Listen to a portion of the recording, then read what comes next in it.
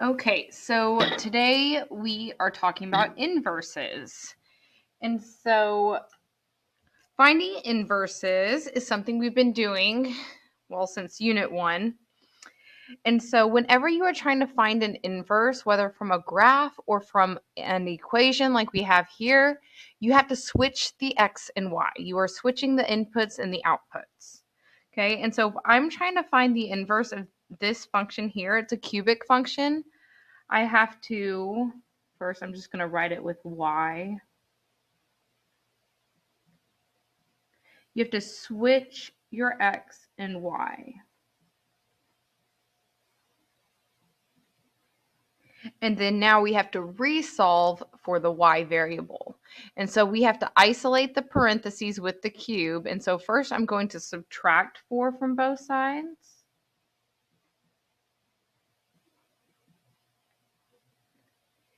And now everything left on the right side is trapped inside this cube.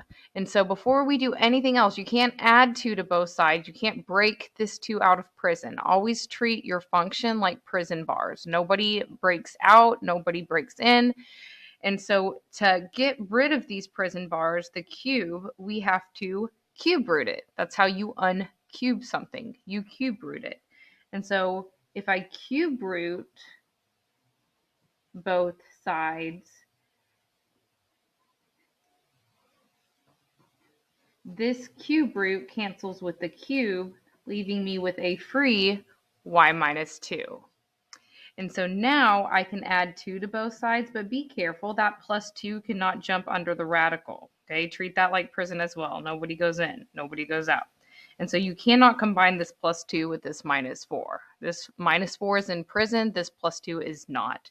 And so my final equation has a y equals a cube root of x minus 4 plus 2.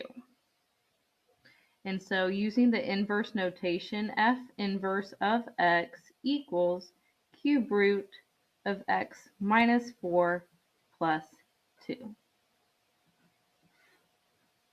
Okay, if you had to type this cube root function in, you would use the CBRT, parentheses, x minus 4, close those parentheses, plus 2. Okay, and so now on this second function, we are starting with cube root. Remember that 3 is the index of the radical. It's not a number, or it's not part of the actual multiplication or anything. This 3 is a scale factor. This 3 is an index. Okay, and so first I am going to put y in his place and then switch the x and y. Make sure you keep the index 3 smaller than the scale factor 3. You don't want to get confused and accidentally divide by 3 or something like that. Okay, so now to isolate this y, this 3 is not in prison. So we have to take care of that by dividing by 3.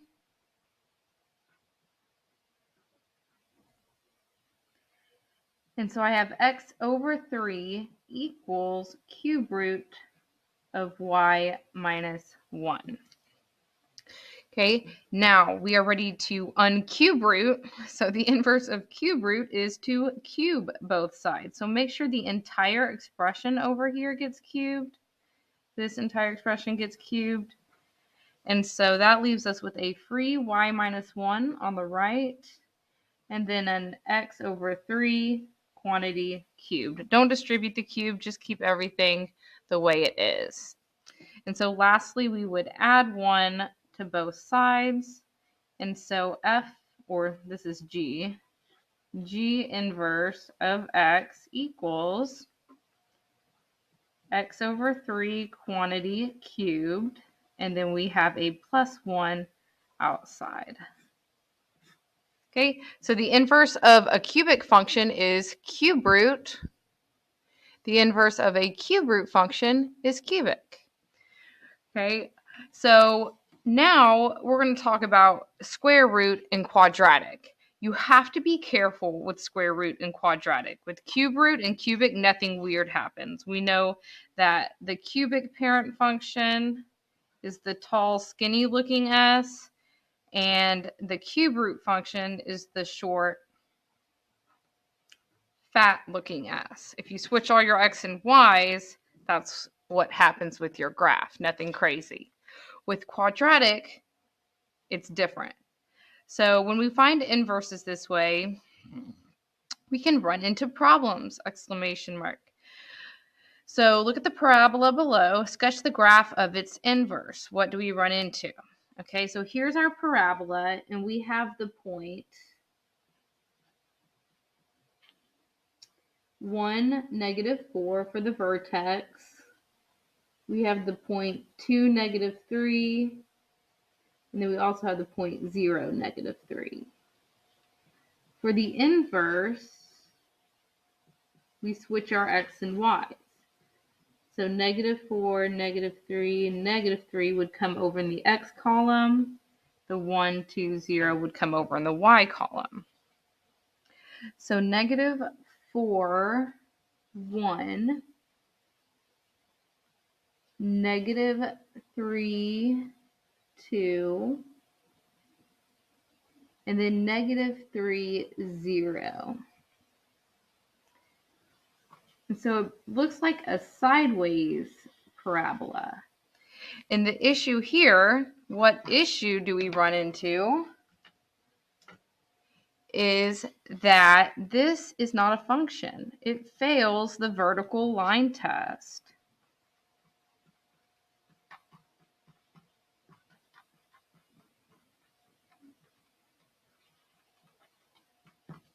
Okay, fails the vertical line test, the VLT. So it is not a function. You can't repeat your x's. And so the way we get around that is we treat the inverse function as two square root functions. So if you look at this, that looks like a square root function. And then let me get another color. And then the bottom half also is a square root function with an Rx.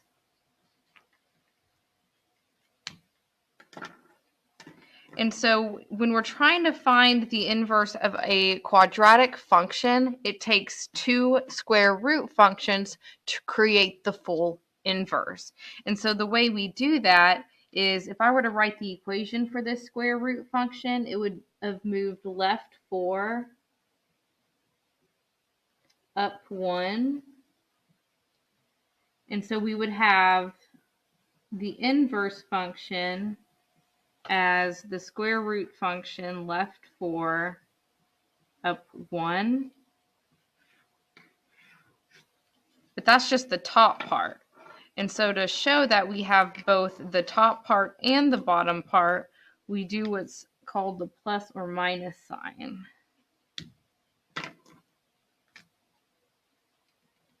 The plus for the top, the minus for the bottom half. So as soon as you put a plus or minus in front of your square root, that tells you there's two square root functions creating the inverse.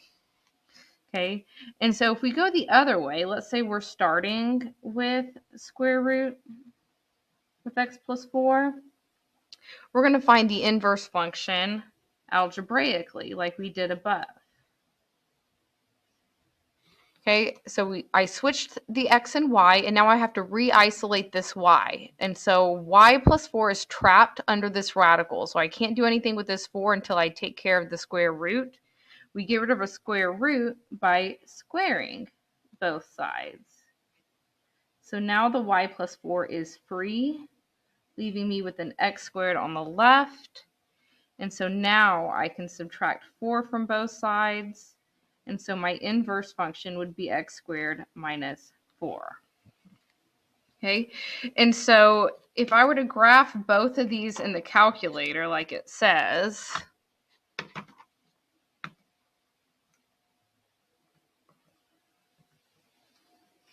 I have square root of x plus 4. He'll be blue. And then his inverse function is x squared minus 4. Okay, there's the original. There's the inverse. And so this can't work because they have to have the same shape. Inverse functions have to have all the same points, just switched. And so here we have some extra points on the red that don't exist with the blue. And so whenever we do that,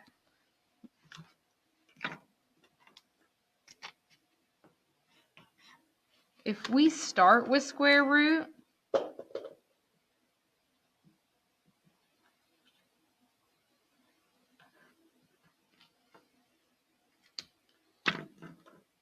the inverse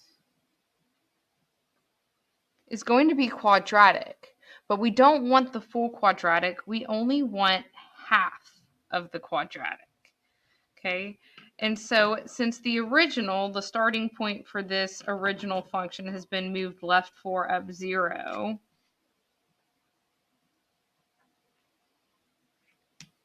and the vertex of this quadratic has just been moved from 0, 0 to -4. So the starting point and the vertex should be switched as they are, but we have to limit the domain. Okay, so to show that I don't have this side of the graph, we say x has to be greater than or equal to this value right here. Okay, and so x greater than or equal to 0. You put a comma after the inverse, and then you tack on that domain restriction.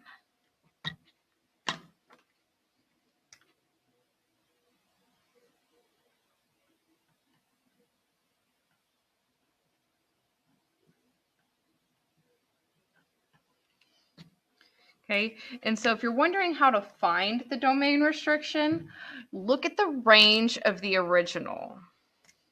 Okay, the range of the original is going up. Okay, this square root function has not been reflected in any way, so it's still going up and to the right. And so the range would be y is greater than or equal to 0. And so that means our domain restriction for the inverse is going to be x greater than or equal to 0.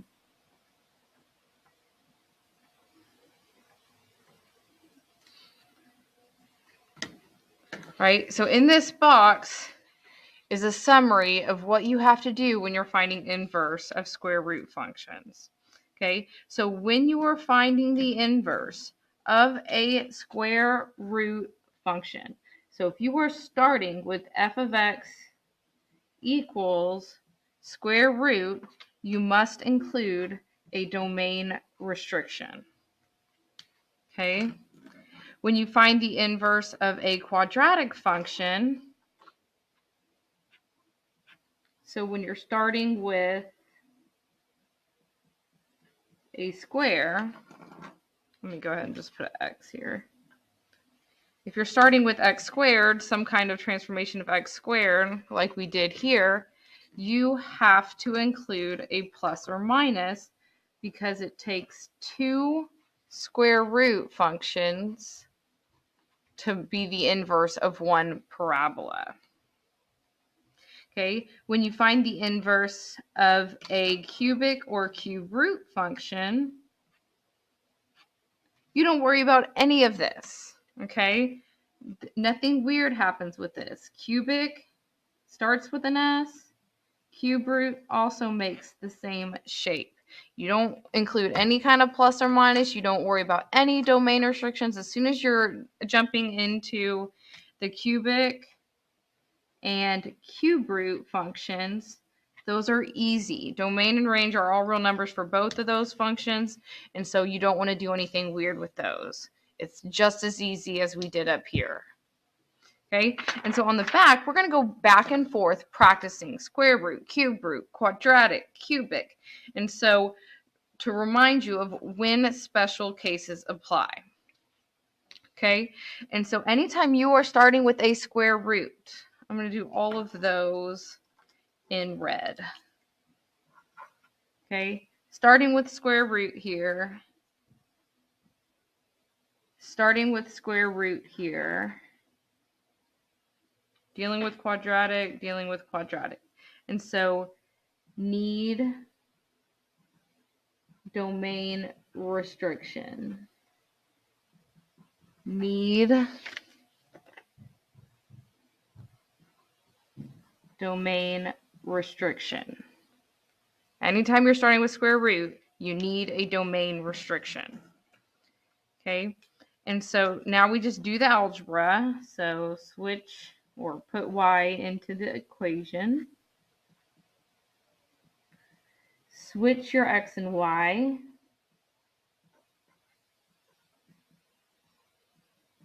And resolve for the y. Okay, so here's the prison bars. We have to isolate the prison by what's not attached first. So the first thing that goes is this plus 1 by subtracting 1.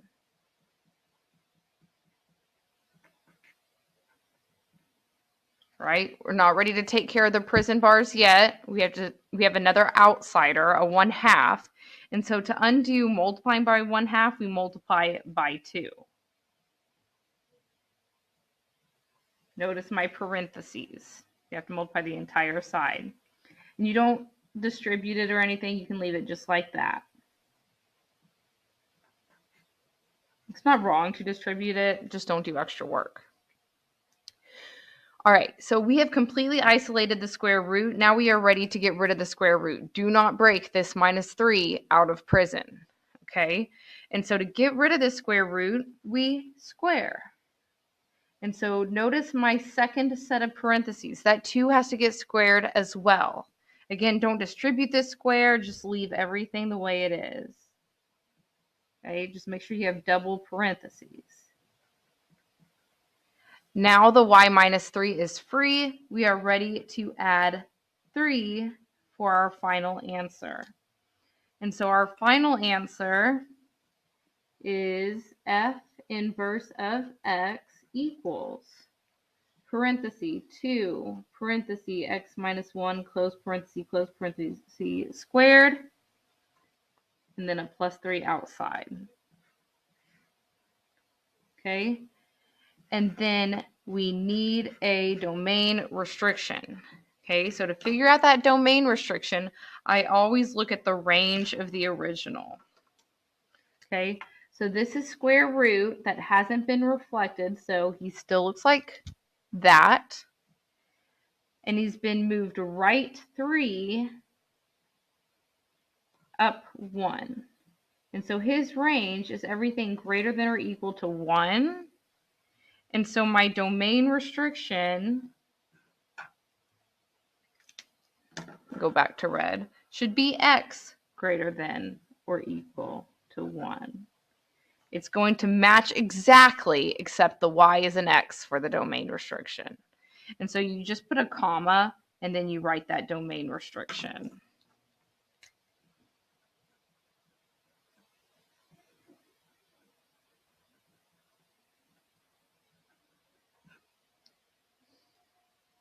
Okay, we're going to do that again. Okay, so this is J. We're going to put y in there.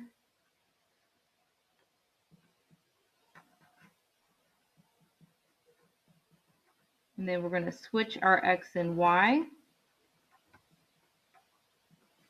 Be careful, make sure you're clear about where the radical ends. All right, so to isolate y, he's in prison with a bunch of other things. And so first we take care of this 9 that's completely outside by subtracting.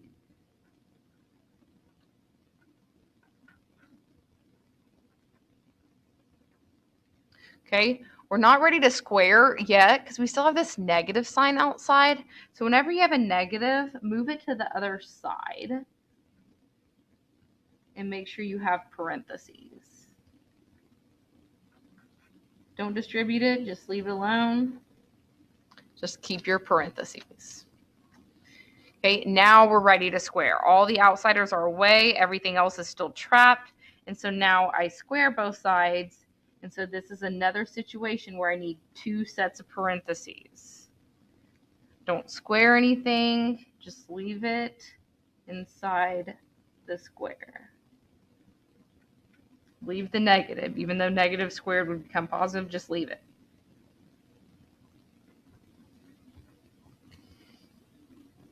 Okay, now we're ready to subtract 6 from both sides.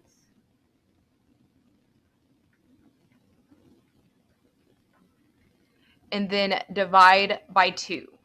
And so when you do that, the entire expression gets divided by 2. Don't actually divide anything by the 2, but write your fraction bar nice and long so that the entire numerator gets over that 2, because I guarantee you it's going to be an option where that minus 6 is not included over the 2, and then your answer is going to be completely wrong. Okay, and so J inverse of X equals, I'm going to move down here because I need more room, parentheses, negative X minus 9, parentheses, squared minus 6, all over 2. That's the inverse function, but I am not done because I started with square root and I need a domain restriction. I'll put a box for him right here. Okay, and so I go to the range of the original. So this is square root. He's been moved left 3, which we don't really care about. We care about the up 9. And so my starting point, left 3, up 9. And we have an Rx. So now he's upside down. So instead of y is greater than or equal to 9, I have y is less than or equal to 9. This is a good review of how to find domain and range of square root, or range anyway. Okay, so if that's my range of my original function, that means my domain restriction is also less than or equal to 9, but be sure you put an X instead. Okay, and so you would have a comma with this domain restriction. Domain restrictions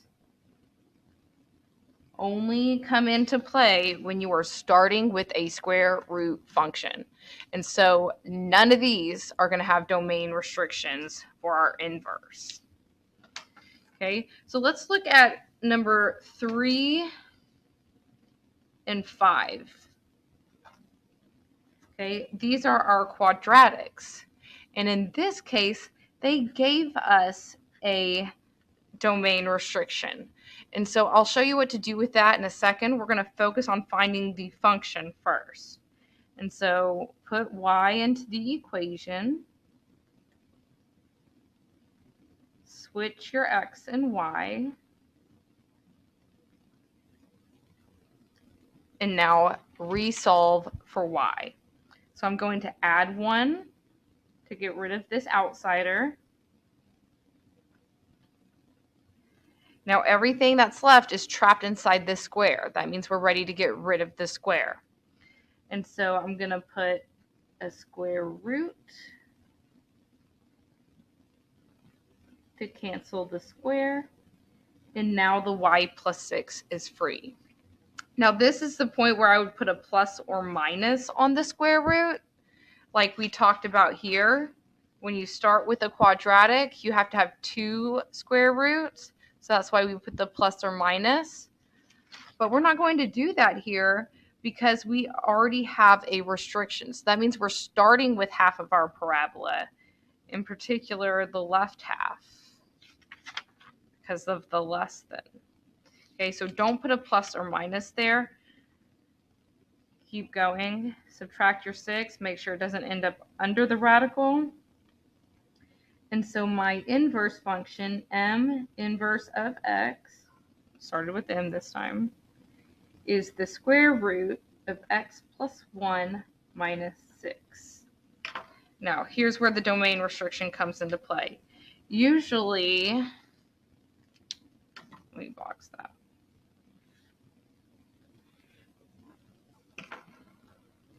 Usually, we start with a full parabola when we have a quadratic. And so that means we would need 2 square roots, plus or minus. But because they only gave us the left half, if they say less than or equal to, that means you have the left half. That means if your original domain is less than or equal to -6, your inverse domain has to be less than or equal to -6. And so in order to pick the square root that has a range less than or equal to -6, we want the bottom half, which means we want the Rx. And so you have to have a negative in front of this square root. So on a multiple choice test, if they had a plus or minus, you don't want it. If they had it positive, you don't want it. You want the negative because the original domain is less than or equal to -6. That means my inverse range has to be less than or equal to -6, which means I want the Rx, the negative. Okay, no plus or minus. On number 5, they did not give me a domain restriction like they did on number 3. Okay, no domain restriction means I have the full quadratic, which means I am going to want my inverse to be both the positive and the negative. I want both the plus or minus, not just the minus, not just the positive. Okay, and so it's good to keep that in mind for after the algebra. Okay, so t of x, we're going to put y into the equation. And then we are going to switch our x and y. Okay, now there's no parentheses keeping anything grouped. There's no prison. The only thing really in prison is y. He's the only one who's being squared. And so first we take care of the 5 by adding it to both sides. And then now we divide by 12. Make sure the entire x plus 5 gets divided by 12.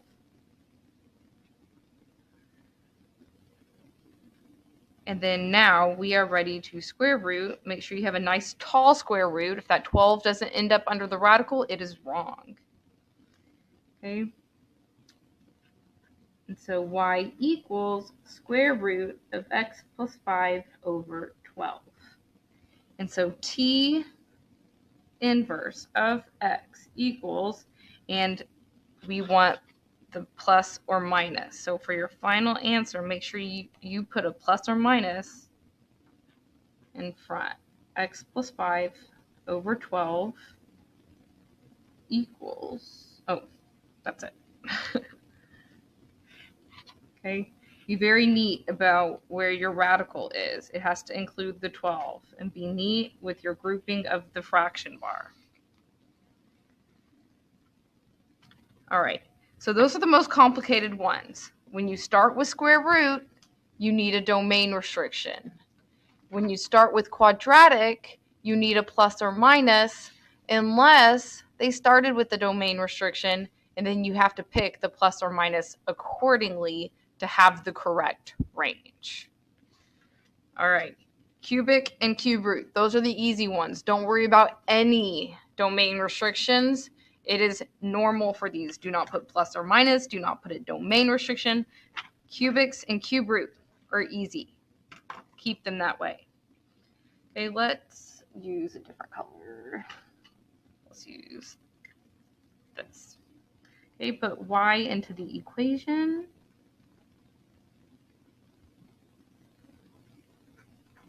Switch your x and y. resolve for y. So take care of this 100 first.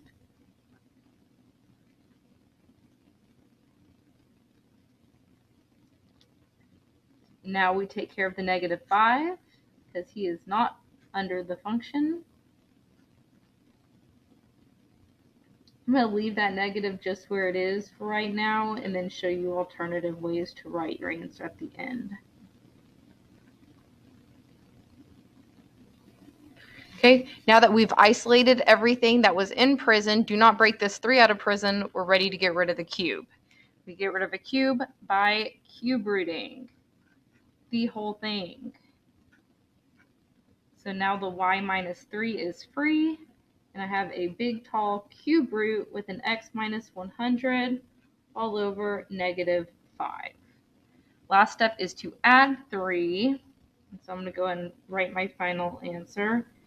P of negative 1x, no, not P of negative 1, P inverse of x equals the cube root, nice and tall, x minus 100 all over negative 5, and then we have the plus 3 outside of everything. Okay, and honestly, I would just leave your answer just like that. Sometimes they'll rewrite it to where the negative is not on bottom, and so if that's the case, they move it to the top. But if you're going to do that, it's just standard not to leave a negative at the denominator, but honestly, you can leave it like that. I would count it correct. But if you do, that really bothers you, if you want to move it to the top, make sure you put the top in parentheses with the negative, and then keep that plus 3 outside. You could distribute that negative. You can write these in all different ways, but I say keep it the way it is. Right? No plus or minus, nothing weird. Same with this next one. Okay, put y into the equation, cube root. Be careful with that index. Make sure it doesn't turn into a scale factor of some sort. And then that plus 6 is not under the radical. And then everything is being divided by 3. Switch your x and y.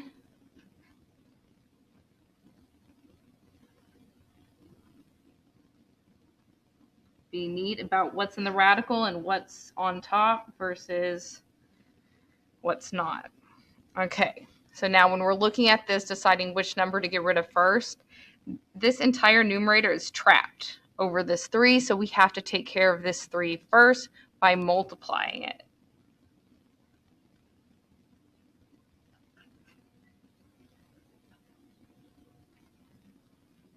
Next, that plus 6 is still outside the radical, so we take care of that next by subtracting it.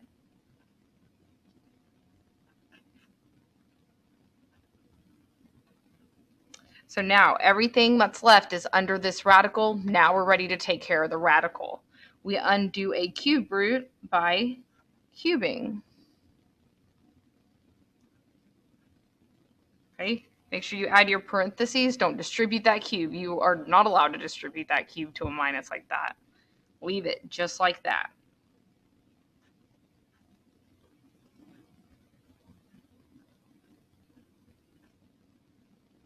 Okay, so now the 2 times y plus 1 is free.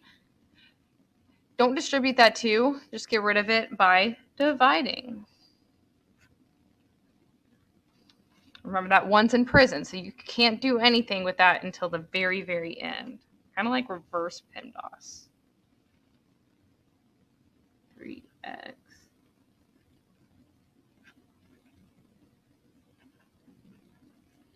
Okay, and so our last step would be to subtract the 1. Make sure that minus 1 stays outside of everything. And so my final answer, this is a z. So z inverse of x equals, oh gosh, I'm going to come down here, 3x minus 6 cubed over 2. That's the only thing that's over 2. And then the minus 1 was late to the party. Don't put him under or over or inside anything. He's completely outside. Okay, and since it's cubic and cube root, nothing weird. No plus or minus, no domain restrictions. Keep it simple.